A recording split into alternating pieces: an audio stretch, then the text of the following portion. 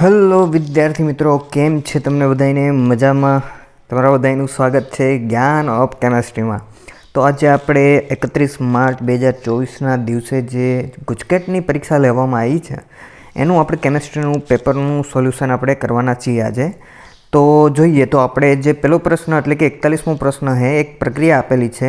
તો એવું પૂછવામાં આવ્યું છે કે આ પ્રક્રિયા કઈ પ્રક્રિયા છે? તો અહીંયા સિમ્પલ છે, Cl નીકળો છે, H લાગેલો છે, તો અહીંયા કઈ પ્રક્રિયા આવશે? રોઝનમૂડ પ્રક્રિયા આવશે. બરાબર. ચલો 42મો પ્રશ્ન છે, R plus CS3 CO CS3 કેટોન આપેલો છે, R આપેલો. સ્કીપ બેઝ બનાવવા માટે શું જરૂર પડશે? આપણે RNS2 જરૂર પડશે, એટલે કે અહીંયા CS3 NS2 ની આપણો આન્સર આવશે. ચલો ક્લિયર છે.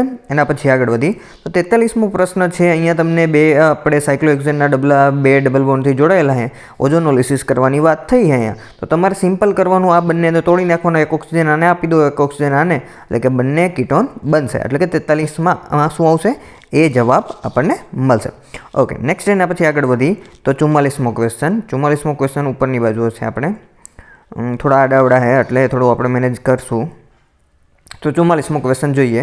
તો 44મો ક્વેશ્ચન શું કહે છે જોઈએ.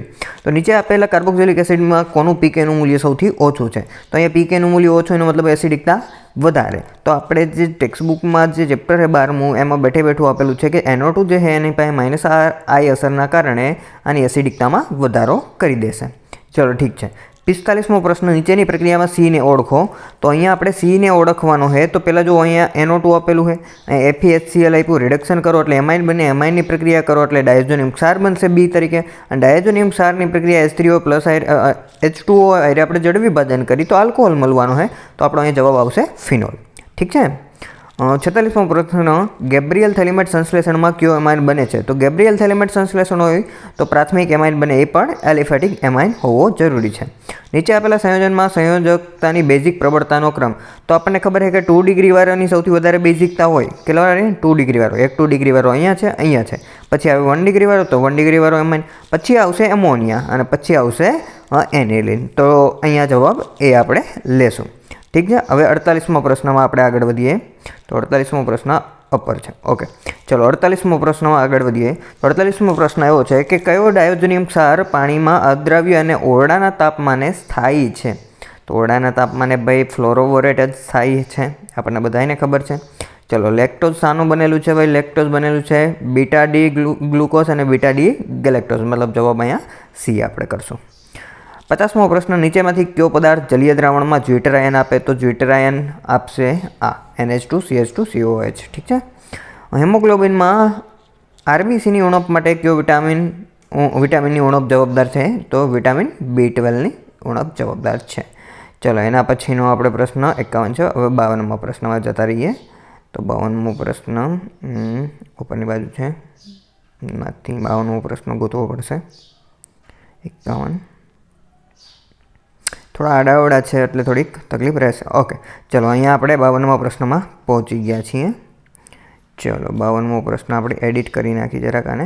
ઓકે, 52મો પ્રશ્ન એવો છે કે ન્યુક્લિક એસિડના બંધારણ માટે કયું વિધાન ખોટું છે? તો ન્યુક્લિક એસિડનું વિધાનમાં જે RNA વાળું છે એ ખોટું છે, કારણ કે બેઝ એડેનિન, ગ્વાનિન, સાઇટોસિન અને થાઇમિન આપેલા છે, ખરેખર હોતા નથી. ઠીક છે. એના પછી 53મો પ્રશ્ન કે 2.5 કિલોગ્રામ 0.25 મોલર ગ્લુકોઝનું જલીય દ્રાવણ બનાવવા માટે જરૂરી ગ્લુકોઝનું દળ કેટલું આવશે? તો અહીંયા આવશે 107.65. કેવી રીતના આવશે 107.65? તો આપણે મોલાલિટીનું જે સૂત્ર મૂકશું એમાં x ધારી લો, બરાબર. નીચે આપણે M2 મૂકી દઈશું અને અહીંયા જે રહીશું આપણે જે કુલ દળ છે એમાંથી આપણે x બાદ કરવું પડશે. તો તમે જ્યારે જવાબ લઈશો xનો, તો x તરીકે જવાબ આવશે 107.65 ગ્રામ આવશે ટોટલી. ઓકે, ક્લિયર છે બધાને? ઓકે, ચલો આગળ વધીએ આપણે. હવે એના પછીનો 54મો પ્રશ્ન છે કે 350 કેલ્વિન તાપમાને શુદ્ધ પ્રવાહી P અને Qનું બાષ્પ દબાણ 450 અને 750 mmHg છે.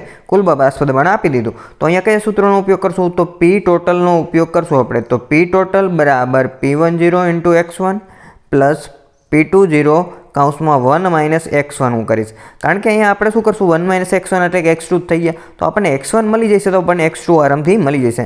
હવે P20 છે, P10 છે, P છે તમારી પાસે, તો એના ઉપરથી તમને શું મળશે? x1. તો x1 મળશે 0.5, તો x2 પણ કેટલું મળશે? 0.5. કેમ? કારણ કે 1 - આપણે x1 કરવાના થશે. ચલો રેડી. 55મો પ્રશ્નમાં આગળ વધીએ. ओके चलो 55मो प्रश्न। ओके 645 ग्राम आपेलू है आपने इथिलीन ग्लाइकोल जलीय द्रावण में 18 बिंदु 2.25 केल्विन आपेलू है। तो द्रावण ने इथिलीन ग्लाइकोल वजन तो अँ पण ये कॉन्सेप्ट है कि जो मोलालिटी है एमां तमे जे एक्स धारो हो कि जेनो आपणे वजन शोधवानुं छे बराबर।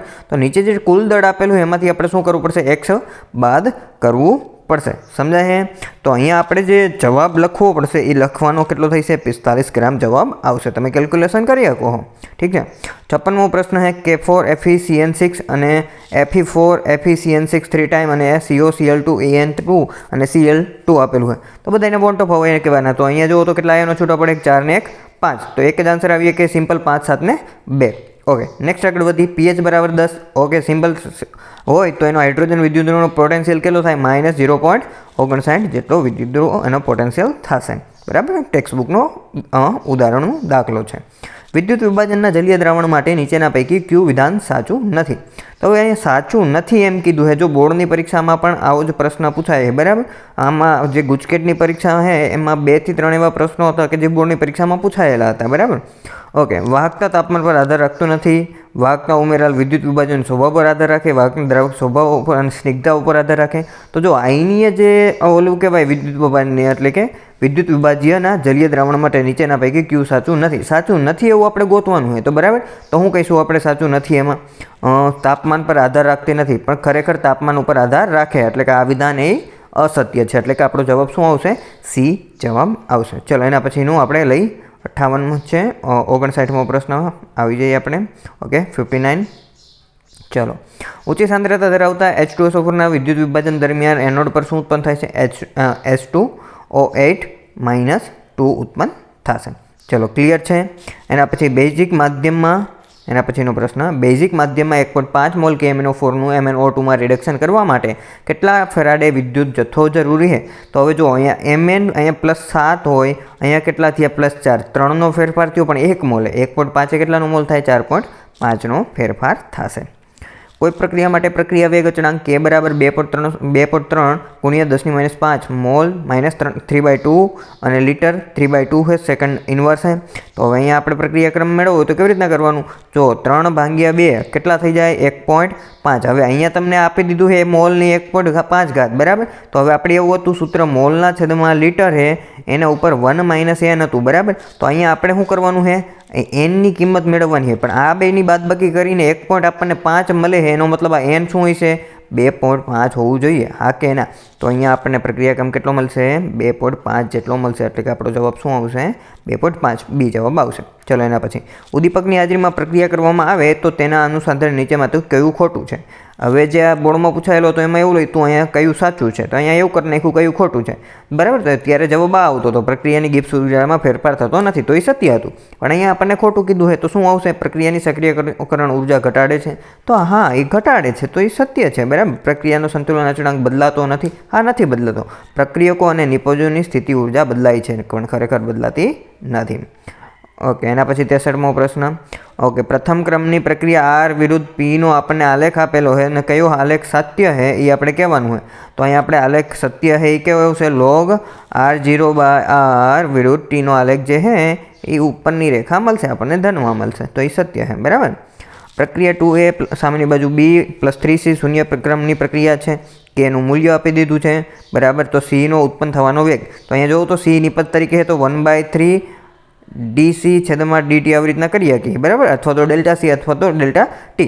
હવે તો અહીંયા આપણે R બરાબર શું લઈશું તો અહીંયા જોવો તો શૂન્ય ક્રમની છે એટલે કોઈ ઉપર આધાર નહીં લાગે એટલે K ની વેલ્યુ જેટલી છે એટલી જ આપણને R ની વેલ્યુ મળશે એટલે અહીંયા 3.5 ગુણ્યા આપણને 10⁻4 કરી નાખો બરાબર। તો હવે અહીંયા 3.5 આપ્યું એને ગુણ્યા 3 કરી નાખો ટોટલ એટલે તમને આન્સર મળી જશે। क्लियर है। तो आंसर आपने केटलो आवशे 10.5 गुणिया 10⁻4 जेटलो जवाब आवशे એટલે કે આપણો જવાબ આવશે એ જે આવશે। ओके एना पछीनो प्रश्न आगळ वधी આપણે 65मो प्रश्न। चलो भाई 65मो प्रश्न है एसिडिक माध्यम में KMnO4 है ऑक्सीडेशन करता तरीके वर्ते है। एसिडिक माध्यम में 1 मोल सल्फाइड आयन साथे प्रक्रिया करवा माटे केटला मोलनी जरूर पड़े बहुत सिंपल है 2/5 जेटला मोलनी जरूर पड़शे।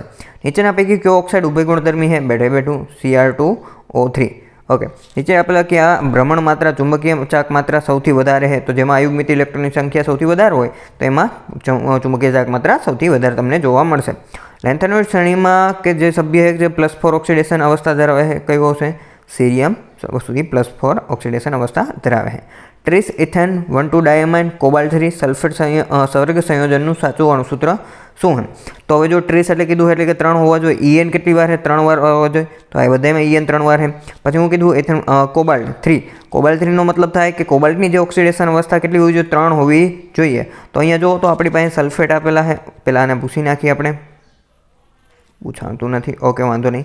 તો અહીંયા જો તો સલ્ફેટ આપેલા એટલે કે કોબાલ્ટની +3 है એટલે કે આની જે ઓક્સિડેશન આખે કોને મળશે SO4 ને મળશે, તો SO4 3 ટાઈમ હોવો જોઈએ, તો એકમાં SO4 3 ટાઈમ है એટલે કે જવાબ આપણો એ આવશે।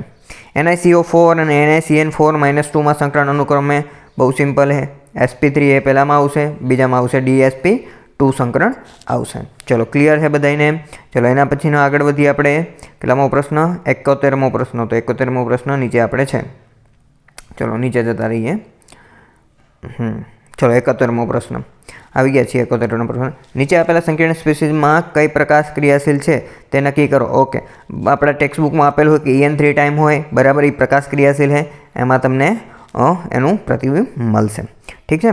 એના પછી કે CrH2O 2 ટાઈમ C2O4 2 ટાઈમ અને N2 3 મોલ H2O સંકીર્ણમાં મધ્યસ્થ ધાતુ આયનનો ઓક્સિડેશન આંક સવર્ગાંક અનુક્રમે કેટલો? સવર્ગાંક એટલે આપણને ખબર છે કે કેટલા બંધ દ્વારા જોડાયેલો, તો H2O 2 है, C2O4 2 है, પણ C2O4 2 દ્વિદંતીય है, તો એમાં 4 અને H2O 2 એટલે કે ટોટલ 6, તો અહીંયા 6 है, અહીંયા 6 ઓક્સિડેશન આંક ગોતવો હોય CR નો બરાબર, તો H2O અહીંયા જોવો તો C2O4 है -2 હોય તો -4 है, તો CR અહીંયા આખે આખું -1 આવશે, તો અહીંયા આગળ પોટેશિયમ જોડાયેલો, એનો મતલબ CR +3 અवस्थામાં આવશે, તો B है એ આપણો જવાબ રહેશે। चलो एना पछी नेक्स्ट है नीचेनी प्रक्रिया में क्या प्रक्रियकनो उपयोग थशे? तो अहींया एक प्रक्रिया आपी दीधी है तमने बराबर, तो अहींया आपने जो तो जरा क्लोरिनेशन करेलुं है, क्लोरिनेशन करवा माटे मुक्त मूलक क्लोरिनेशन माटे UV लाइटनी जरूर पड़शे। ओके नीचेनी प्रक्रिया में मुख्य निपज शुं हशे? हवे जो अहींयाथी आपणे मुख्य HX है, तो अहींया HX उमेरवो होय तो मार्कोनिको नियम लगाडवो पड़े। मार्कोनिको नियम में एवुं कार्बोकेटाइन जो स्थायी थतो होय तो शिफ्टिंग करवुं पड़शे तमारे, शिफ्टिंग करवा माटे तमारे आगळ जवुं पड़े एटले आपणो आंसर शुं आवशे? शिफ्टिंग थईने आवशे, ए जवाब आवशे। समझाय है बधुं? चलो भाई एना पछी आगळ 77मो प्रश्न नीचे आपेली प्रक्रियामां मुख्य निपज कई? बोर्ड में पण बैठे बैठो पूछाणो तो NaBH4 है ये निर्बल रिडक्शन करता होवाना कारणे फक्त कीटोनનું रिडक्शन करशे, एस्टरનું रिडक्शन करी शकशे नहीं, एटले आपणो जवाब शुं आवशे? ए जवाब आवशे। चलो एना पछी 78मो प्रश्न ब्यूटेन 1 ओलनी एसिडिक उद्दीपकीय जलीयकरण द्वारा निर्जलीकरणनी प्रक्रिया द्वारा मुख्य निपज। हवे जो ब्यूटेन 1 ओल है एनो मतलब साहेब पहला ज ऊपर OH लागेलो होय छे, अहींया શું લાગેલું છે? OH લાગેલું છે, તો અહીંયાથી OH નીકળે તો અહીંયા કાર્બોકેટાઇન બને, તો કાર્બોકેટાઇન શિફ્ટિંગ થઈને અહીંયા આવશે। હવે હાઇડ્રોજન તમારે અહીંયાથી કાઢવું પડશે એટલે ડબલ બોન્ડ વચ્ચે બનશે, એટલે અહીંયા જવાબ આવશે બ્યુટ2 ઇન જવાબ આવશે। ચલો એના પછીનો પ્રશ્ન આપણે લઈ લઈ, 75મું બાકી છે સિરીઝવાળું, ઓકે વાંધો નહીં, હાલો 75મો પ્રશ્ન લઈ લઈએ આપણે, વચ્ચે રહી ગયું આપણે। चलो 75मो प्रश्न नीचे दर्शावेली संयोजन SN1 प्रक्रिया प्रत्येनी प्रतिक्रियात्मकतानो क्रम जणावो। तो हवे जो कार्बोकेटाइन जेटलो स्थायी बनतो होय वधारे एमां सौथी वधारे थशे, तो अहींया जोवो तो अहींया 2 तमारी पासे बेंजीनना डबला है, एक CH3 है, मतलब यहाँ 2 बाजू संस्पंदन थाय है ने एक बाजू शुं है +I ना कारणे स्थायी बने है। જ્યારે અહીંયા વાત કરું તો અહીંયા બંને બેન્ઝીનના ડબલા જ છે, CH3 નથી, અહીં એક જ બેન્ઝીનનું ડબલું છે ત્રીજામાં, તો એનો મતલબ સાહેબ IV એટલે કે ચોથું જે છે ચોથું એમાં સૌથી ઝડપથી થશે ચોથામાં બરાબર, એના પછી આવશે 2 CH બીજામાં, પછી ત્રીજામાં અને પછી પહેલામાં, એટલે આન્સર આવશે આ બી જવાબ। ક્લિયર છે બધાને? થાય છે ક્લિયર? ओके चलो एना पछी 76मो प्रश्न पहली आपी है शुष्क एसीटोन आप्यो, NaI आप्यो मतलब फिंकलस्टेन, AgF धातुए फ्लोराइड एटले के स्वार्ट्स प्रक्रिया है, शुष्क ईथर आप्यो Mg प्रक्रिया करवानी है Mg नी, तो आने कहेवाय ग्रिग्नार्ड प्रक्रिया, अरे बहु सिंपल है, तो अहींया तो तमने बधाने आवड़ी गयुं हशे, क्लियर है, तो आमां जवाब आवशे डी जवाब। रेडी? चलो एना पछीनो 79 बराबर, तो अहींया तमने आपेलुं है ईथर आपेलुं है, ईथरनी HI साथे प्रक्रिया करवानी है बराबर, तो अहींया जोवो तो जराक हुं आ बोन्ड तोड़ूं तो अहींया 3 डिग्री वाळो कार्बन मळे अने जो 3 डिग्री वाळो मळतो होय तो अहींया हेलाइडने आपणे जोड़वानो थाय अने बाकीनुं जे रह्युं अहींया आल्कोहोल मळशे, तो एवो ऑप्शन आपणे गोतवो पड़शे। तो एवो ऑप्शन क्यां देखाय छे? क्यां देखाय छे? ओके डी आंसर है। चलो आपणी पासे डी आंसर छे। 80 लास्टमो प्रश्न नीचे दर्शावेला संयोजन तेमनी એસિડિક પ્રબળતાના ઉતરતા ક્રમમાં ગોઠવો. હવે એસિડિક પ્રબળતા જેટલું ખેંચવાવાળું વધારે જોડાયેલું હોય એટલી એસિડિક પ્રબળતા વધે, જેટલું ડોનેટિંગ ગ્રુપ હશે એટલી એસિડિક પ્રબળતા ઘટશે. તો અહીંયા ખેંચવાવાળો એટલે સૌથી વધારે આની આવશે, એના પછી આ આવશે, અને અહીંયા દેવાવાળા છે એટલા માટે શું આવશે, એની એસિડિકતા ઓછી થશે. એટલે અહીંયા આપણો જવાબ શું રહેશે, બીજાની સૌથી વધારે, પછી પહેલાંની અને પછી ત્રીજાની. તો અહીંયા બી જવાબ. ચલો ક્લિયર થઈ ગયું. તો અહીંયા આપણે ગુજકેટની કેમેસ્ટ્રીના જે 40 ક્વેશ્ચન છે એનું આપણે સોલ્યુશન જોઈ લીધું, બરાબર, અને એની આન્સર કી આપણને મળી ગઈ હશે. તો તમારે કેટલા માર્ક થાય છે એ મને કોમેન્ટ બોક્સમાં જરૂરથી જણાવજો. Thank you very much.